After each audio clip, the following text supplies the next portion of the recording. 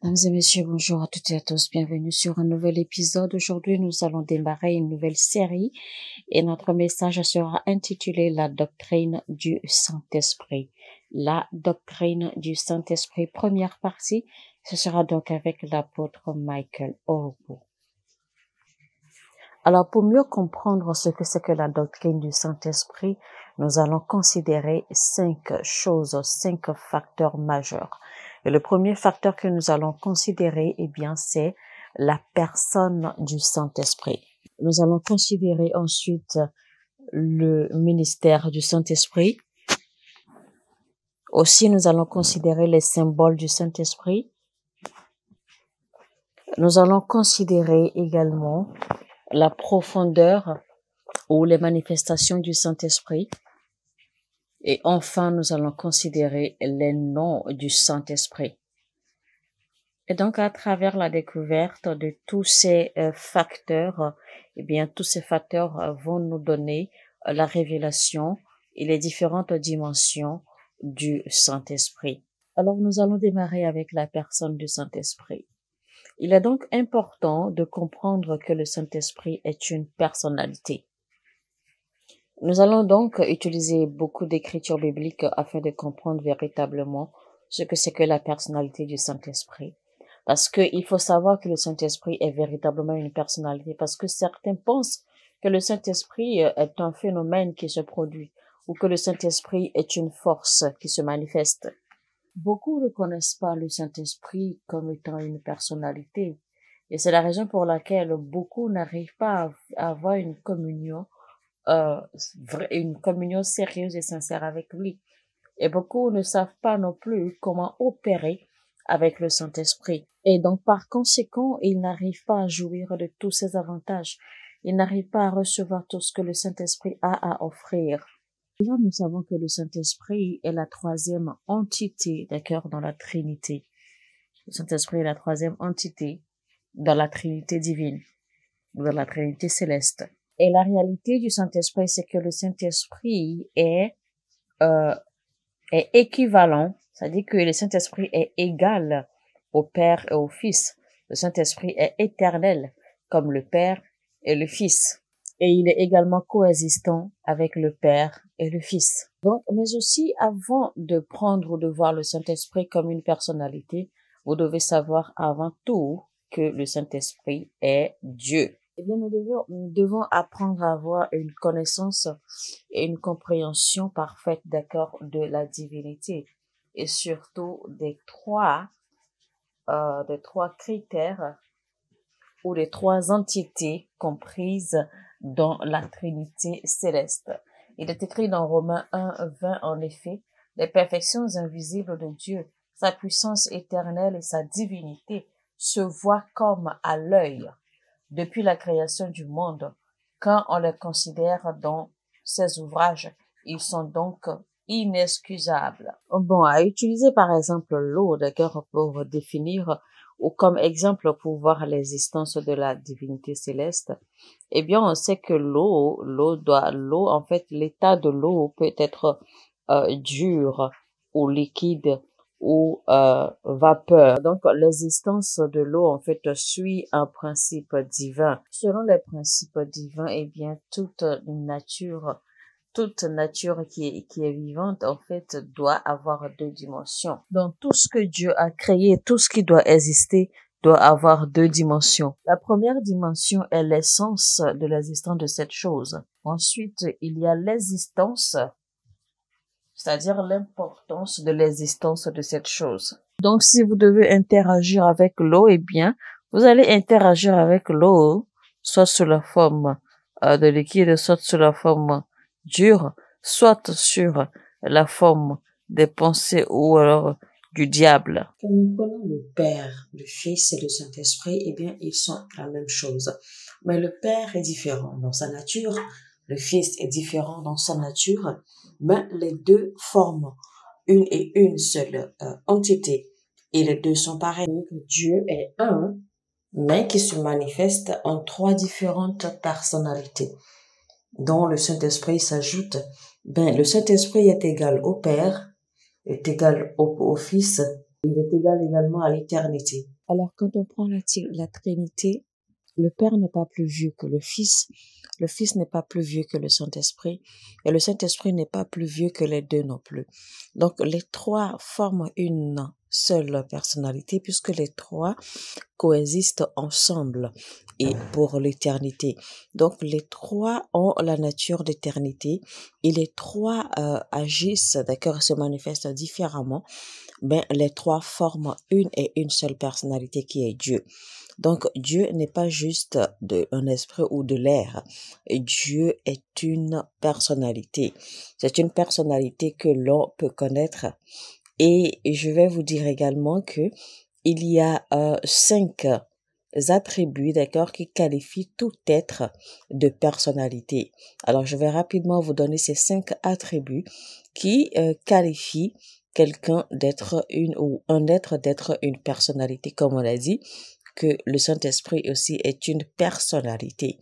Alors, quels sont les 5 attributs qui qualifient le Saint-Esprit en tant que personnalité? Le premier attribut qui qualifie un être d'une personnalité, eh bien, c'est la conscience. C'est la conscience. Donc, eh bien, vous allez voir en fait que si je prends par exemple un pigeon ou un oiseau, eh bien, il n'y a pas de personnalité. Donc, on ne peut pas dire que ce sont des personnalités. Le Saint-Esprit a une conscience. Dieu a une conscience. Et donc, ça fait le premier attribut. Le deuxième attribut, eh bien, c'est que l'être a des pensées. D'accord? Que l'être a des pensées. Le Saint-Esprit a des pensées. Dieu a des pensées. Troisième attribut qui qualifie un être d'être une personnalité, eh bien, c'est la volonté. Donc, une personnalité ou une personne a de la volonté. La quatrième qualité ou le deuxième attribut, eh bien, c'est l'émotion. Dieu a de l'émotion. Le Saint-Esprit a de l'émotion. Le cinquième attribut, eh bien, c'est une identité personnelle. Dieu a une identité personnelle. Le Saint-Esprit également a une identité personnelle. Que ces 5 attributs ou ces 5 qualités qualifient un être d'être une personnalité. Alors, le facteur conscience d'une personne ou d'une personnalité, comme Dieu ou le Saint-Esprit, eh bien, c'est l'habileté de réfléchir, de ressentir, de percevoir, de pressentir et d'interagir avec son environnement. Donc, vous savez que Dieu ressent, Dieu perçoit, Dieu interagit avec nous. De même que le Saint-Esprit interagit avec nous. Le Saint-Esprit agit avec l'environnement. Le Saint-Esprit communique avec nous, n'est-ce pas? Alors, quand on parle des pensées, eh bien là, ça parle de votre capacité ou votre habileté, d'accord, à réfléchir, à avoir des désirs, à exprimer, à penser, etc. La volonté, par contre, c'est votre capacité ou habilité à faire des choix. Et les émotions, c'est votre habileté à démontrer de la compassion, de la patience, c'est votre habileté à apprécier les choses, à apprécier le temps, à apprécier les réalités, les circonstances, etc. C'est également votre capacité à ressentir, à avoir les sentiments, de la joie, à avoir de la tristesse, à avoir du mal, etc., etc. Donc, si vous avez ces 5 attributs, eh bien, vous êtes qualifié d'une personne, tout comme le Saint-Esprit et Dieu le Père. Donc, ce sont des personnalités. Le 5e attribut qui est l'identité ou la reconnaissance de son identité, eh bien, c'est la capacité que vous avez, d'accord, de connaître votre valeur, de connaître votre poids, de connaître ce que vous valez, d'accord, véritablement en tant qu'être. Donc, le Saint-Esprit possède ces 5 attributs. Donc, le Saint-Esprit a la conscience, le Saint-Esprit a de la volonté, le Saint-Esprit a des pensées, le Saint-Esprit a des émotions, le Saint-Esprit a de la personnalité, de l'identité personnelle, d'accord? Et donc, voilà. Donc, si on doit parler maintenant de la conscience ou bien le facteur conscience du Saint-Esprit, alors nous allons lire Romains 8. On va lire Romains 8, chapitre 6, 7. Nous allons plutôt lire Romains 8, 16 et 1 Corinthiens 2, 10. Parce que ces deux versets démontrent comment le Saint-Esprit a de la conscience. Romains 8, 16 dit, « L'Esprit lui-même rend témoignage à notre esprit que nous sommes des enfants de Dieu. » Lisons 1 Corinthiens 2 à partir du verset 9. « Mais comme il est écrit, ce sont des choses que l'œil n'a point vues, que l'oreille n'a point entendues, et qui ne sont point montées au cœur de l'homme, des choses que Dieu a préparées pour ceux qui l'aiment. Dieu nous les a révélées par l'Esprit, car l'Esprit sonde tout, même les profondeurs de Dieu. » Vous voyez donc que c'est le Saint-Esprit qui nous emmène à la conscience de tout. Parce que si le Saint-Esprit n'a pas de conscience, le Saint-Esprit ne peut pas réveiller notre conscience d'accord à la réalité ou à la révélation de Christ ou à la révélation de sa présence, à la révélation de la vérité et de la lumière. Donc, il faut que le Saint-Esprit ait de la conscience pour pouvoir équiper ou raviver notre conscience humaine. Deuxièmement, on va parler de la volonté du Saint-Esprit, car le Saint-Esprit a de la volonté. Alors, on va lire 1 Corinthiens 2, verset 11. « Lequel des hommes, en effet, connaît les choses de l'homme, si ce n'est l'esprit de l'homme qui est en lui? De même, personne ne connaît les choses de Dieu, si ce n'est l'esprit de Dieu. » Vous voyez donc là que le Saint-Esprit a des pensées, parce qu'il faut que le Saint-Esprit ait des pensées, parce que le Saint-Esprit perçoit facilement les choses de Dieu, le Saint-Esprit connaît et comprend facilement les choses de Dieu, et le Saint-Esprit interagit, d'accord, opère aisément avec les choses de Dieu. Et c'est ainsi que le Saint-Esprit nous aide également, nous, êtres humains, à comprendre les choses de Dieu et à également interagir avec les choses de Dieu comme cela se doit. Donc, c'est le Saint-Esprit qui a son esprit ou ses pensées, d'accord, qui peuvent agir et vivre et opérer avec les choses de Dieu. Seul lui peut nous inculquer la même nature, la même connaissance, la même conscience d'interagir avec les choses de Dieu. Et bien, troisième élément, nous allons voir que le Saint-Esprit a également de la volonté.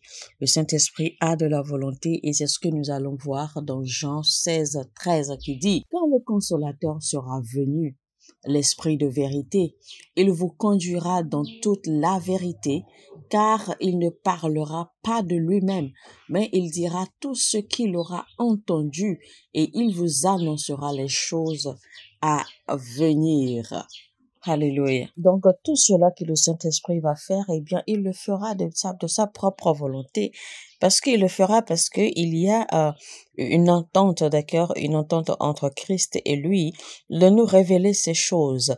Donc, il s'est mis d'accord pour nous révéler ces choses, pour nous diriger et nous conduire. Et donc, le Saint-Esprit possède également des émotions. On va voir cela dans Éphésiens 4:30 qui dit « N'attristez pas le Saint-Esprit de Dieu par lequel vous avez été scellés pour le jour de la rédemption. » Vous voyez, donc il faut que quelqu'un ait des émotions pour être attristé. Donc si la Bible dit de ne pas attrister le Saint-Esprit, ça veut dire que le Saint-Esprit peut avoir de la douleur. Le Saint-Esprit peut avoir de la joie. Le Saint-Esprit peut mal se sentir, il peut être attristé, il peut être rejeté, il peut être refoulé. D'accord, il peut être bafoué, comme il peut être accepté. Et donc, le Saint-Esprit sera en joie, émerveillé, excité, d'accord, de travailler ou d'opérer avec nous. Romains 15:30, on va lire rapidement. « Je vous exhorte, frères, par notre Seigneur Jésus-Christ et par l'amour de l'Esprit, à combattre avec moi en adressant à Dieu des prières en ma faveur. » Donc, vous voyez clairement que le Saint-Esprit possède des émotions. Alors, le dernier attribut, c'est que le Saint-Esprit possède une personnalité, une identité personnelle. Donc, le Saint-Esprit a de l'identité personnelle. Il dit dans Jean 14:16, « Et moi, je prierai le Père, et il vous donnera un autre consolateur, afin qu'il demeure éternellement avec vous. » Verset 26, il continue, il dit, « Mais le consolateur, l'Esprit Saint, que le Père enverra en mon nom, vous enseignera toutes choses et vous rappellera tout ce que je vous ai dit. Donc, le fait que le Saint-Esprit possède ces 5 attributs, eh bien, cela nous amène à savoir et à connaître que le Saint-Esprit n'est pas juste une force, le Saint-Esprit n'est pas une expérience que quelqu'un a, mais donc que le Saint-Esprit est une personnalité à connaître et à opérer avec. Alléluia. Alors, mesdames et messieurs, on va s'arrêter là pour cette première partie de ce message intitulé La doctrine du Saint-Esprit. Alors, ce message sera également une série, donc je vous exhorte à vous connecter, à rester câblé. Abonnez-vous si vous n'êtes pas encore abonné. Ainsi, activez la cloche de notification et vous n'allez pas rater aucun des messages de cette série. Si vous avez aimé ceci, eh bien, likez, cliquez sur le bouton j'aime et partagez au maximum. Partagez autant que vous pouvez. Permettez à YouTube de recommander ces messages à d'autres personnes, d'accord, dans le corps du Christ. Permettez à YouTube de recommander également cette chaîne et ses contenus. Alors, sur ce, je vais vous dire que Dieu vous bénisse abondamment. À très bientôt. Shalom chez vous. Mon heure a sonné et votre heure a